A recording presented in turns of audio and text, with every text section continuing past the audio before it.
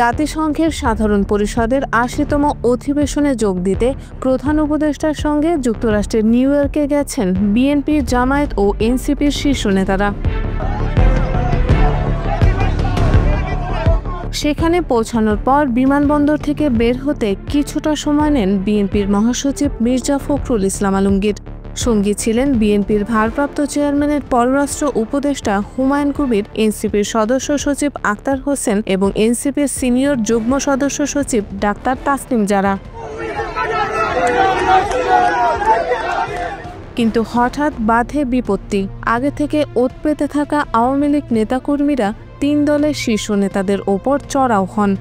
কয়েক মিনিটের মধ্যে ঘটনার ভিডিও সোশ্যাল মিডিয়ায় ভাইরাল হয়।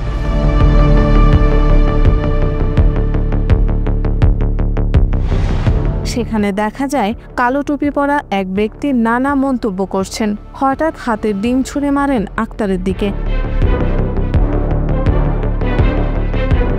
এরপরে স্থানীয় সময় সোমবার রাতে নিউ ইয়র্কের জ্যাকসন হাইটস নবান্ন রেস্টুরেন্টের সামনে থেকে তাকে গ্রেপ্তার করা হয়। পুলিশ এসে এ ব্যক্তিকে শনাক্ত করে ঘিরে ফেলে। পরে জিজ্ঞাসাবাদের পর তাকে হাতকড়া পরিয়ে আটক করে নিয়ে যাওয়া হয়। আটক করা এই ব্যক্তি যুবলীগ নেতা মিজানুর রহমান।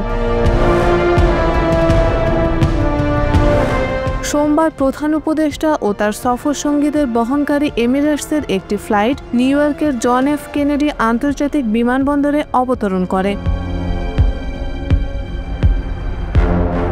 কিছুটা বিলম্বে বিমানবন্দর থেকে বের হলে বিএনপি মহাসচিব মির্জা ফখরুল ইসলাম আলমগীর, বিএনপির ভারপ্রাপ্ত চেয়ারম্যানের পররাষ্ট্র উপদেষ্টা হুমায়ুন কবির, এনসিপি সদস্য সচিব আক্তার হোসেন এবং এনসিপির সিনিয়র যুগ্ম সদস্য সচিব ডাক্তার তাসনিম জারাকে ঘিরে স্লোগান দিতে থাকেন আওয়ামী লীগের কর্মীরা। প্রধান উপদেষ্টার প্রেস উইং এবং কয়েকজন বিএনপির কর্মী তাদের নিরাপত্তা দিয়ে বের করার চেষ্টা করেন। এ সময় আক্তার হোসেনকে লক্ষ্য করে ডিম ছোড়েন আওয়ামী লীগ ও যুবলীগের কয়েকজন কর্মী।